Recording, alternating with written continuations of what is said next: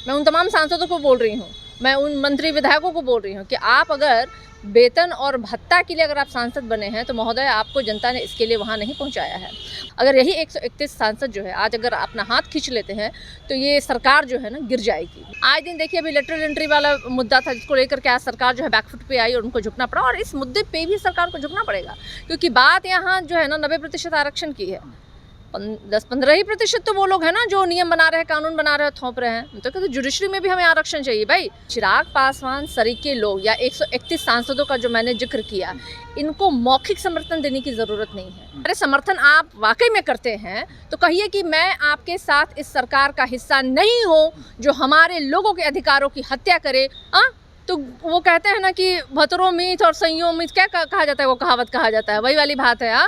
लेकिन इनके अंदर का ज़मीर और नैतिकता इनकी समाप्त हो चुकी है। अगर नहीं हुई होती तो ये टिकट बंटवारे करने वक्त भी कम से कम अपने समाज के लोगों की ज़रूरी है सोच। नमस्कार, स्वागत आपका लाइव बिहार में। मैं आपके साथ है संजीव सिंह। देखिए, सुप्रीम कोर्ट द्वारा SC ST आरक्षण में क्रीमी और उपवर्गीकरण के फैसले के विरोध में आज कई संगठन द्वारा भारत बंद का ऐलान किया गया है। ऐसी तमाम मुद्दे पे बात करेंगे। हमारे बातचीत करने के लिए RJD प्रवक्ता सरिका पासवान है। क्या कहेंगे, आज पूरे भारत को बंद किया गया है क्रीमी फैसले को लेकर?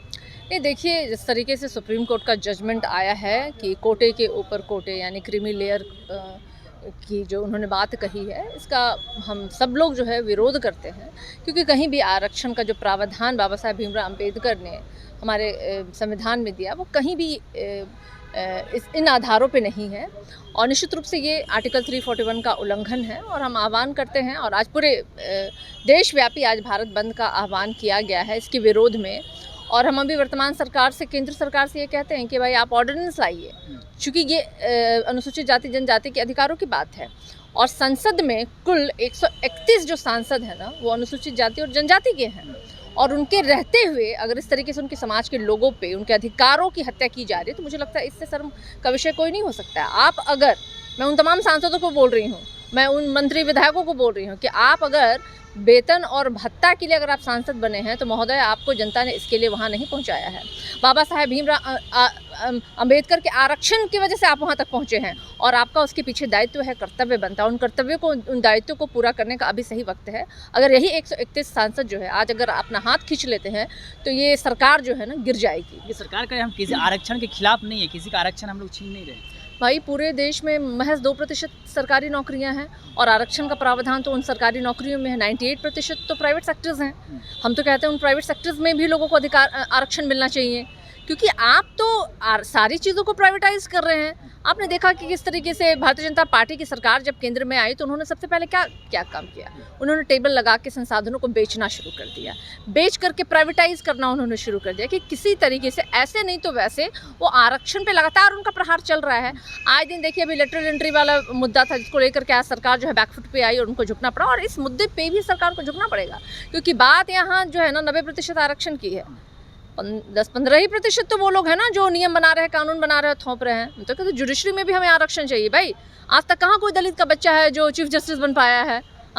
कहाँ हाई कोर्ट में जज बन पाता है, सुप्रीम कोर्ट में जज बनता है? उनके लिए तो एक लिमिटेशंस है। वो वकील बन गए, किसी तरीके से डिग्री ले ली, उसके बाद तो वो हर्डल्स हो गया, उनके लिए एक दीवार मोटी खड़ी कर दी जाती है, क्योंकि आगे बढ़ने के सारे रास्ते इनके लिए बंद कर दिया जाता है। तो हर क्षेत्र में हमें आरक्षण चाहिए, चाहे वो प्राइवेटाइज क्षेत्र हो, चाहे वो सरकारी क्षेत्र हो, चाहे जुडिशरी हो, हर जगह हमें आरक्षण चाहिए। और ये मुझे लगता है कि आज की आवाज़ जो है ना वो केंद्र सरकार तक के कानों तक पहुंचेगी, और अगर नहीं पहुंचेगी तो इससे भी ऊंची आवाज़ में हम अपने प्रदर्शन को करेंगे। एनडीए के कई सांसद के बारे में आपने जिक्र किया, लेकिन चिराग पासवान एनडीए के घटक दल है, वो कह रहे हैं कि इसको लेकर के हमने प्रधानमंत्री मोदी से बातचीत की, और जो आज भारत बंद है इसका भी उन्होंने कहा कि हमारी पार्टी इसका समर्थन करेंगे। ऐसे में क्या लग रहा है, चिराग पासवान इसको लेकर के बात नहीं समर्थन, देखिए चिराग पासवान सरीके लोग या 131 सांसदों का जो मैंने जिक्र किया, इनको मौखिक समर्थन देने की ज़रूरत नहीं है, इन्हें लड़ने की आवश्यकता है, क्योंकि आपको लड़ने के लिए वहाँ भेजा। अरे आप समर्थन उनसे वापस लीजिए ना, आप उनको समर्थन मत कीजिए। अगर आप उनके साथ खड़े हैं तो आप उनके हर विचार, हर उनके फैसले के साथ आप उनको समर्थन कर रहे हैं, और आप अपने समाज के लोगों को बेवकूफ़ बनाने के लिए आप 1-2 स्टेटमेंट जारी कर रहे हैं। अरे समर्थन आप वाकई में करते हैं तो कहिए कि मैं आपके साथ इस सरकार का हिस्सा नहीं हूँ जो हमारे लोगों के अधिकारों की हत्या करे, जो हमारे बाबा साहेब भीमराव अम्बेडकर के दिए गए आरक्षण की हत्या करे, जो हमारे संविधान के साथ छेड़छाड़ करे। तब मैं मानती हूँ कि आप हमारे साथ खड़े हैं। तो वो कहते हैं ना कि भतरो मीत और सइयों मीत, क्या कहा जाता है, वो कहावत कहा जाता है, वही वाली बात है। हाँ, वो वाली बात मत कीजिए भाई, सीधी बात कीजिए ना, एक बात आपकी होनी चाहिए। कल उन्होंने लेटरल एंट्री को लेकर भी जिक्र किया था, वो कहा था कि प्रधानमंत्री मोदी सामने भी इसको लेकर के बातचीत किया था, और जो है ये फैसला को, इस फैसला को रद्द किया गया है, इसका उन्होंने समर्थन किया और कहा है कि प्रधानमंत्री मोदी को हम धन्यवाद भी देते हैं, उन्होंने धन्यवाद भी दिया इस फैसले को। देखिए, लोलुपता, लालच, और ये वो नेता हैं जो भत्ते और सुविधाएं और वेतन के लिए सांसद बने हैं। तो मैं इन लोगों के लिए लानत मैं ऑलरेडी भेज चुकी हूँ, इनको तो मैं बार बार भेजती हूँ, क्योंकि इनके हर फैसले में मोदी सरकार को और मोदी जी के जो आरक्षण विरोधी नीतियों को समर्थन इन्होंने दिया है, चाहे वो अपने पार्टी में टिकट बंटवारे का मामला हो। और आज अगर इनको क्रीमी लेयर में अगर ये समर्थन में, तो इनको डर लग रहा है, क्योंकि कई बार इन्होंने तो अधिकार ले लिया है उस आरक्षण का, कई बार वो भोग चुके हैं सुख, तो इनको लग रहा है कि वो इसलिए आज, नहीं तो अगर ये चीज़ें नहीं होती तो इस चीज़ का भी ये समर्थन नहीं करते हैं। नैतिक समर्थन तो निश्चित रूप से ये नहीं करते हैं, मौखिक समर्थन ये कर रहे हैं, लेकिन इनके अंदर का ज़मीर और नैतिकता इनकी समाप्त हो चुकी है। अगर नहीं हुई होती तो ये टिकट बंटवारे करने वक्त भी कम से कम अपने समाज के लोगों की ज़रूर ये सोचते। एक आखिरी सवाल लगा, जिस तरह से लेटरल एंट्री का जो फैसला था वो वापस किया गया, क्या लग रहा है क्रीमी लेयर का जो इस पर जो चल रहा है लगातार, जो भारत बंद हो गया, इस फैसले को लेकर के क्या लग रहा है कि इस पर सरकार विचार करेगी?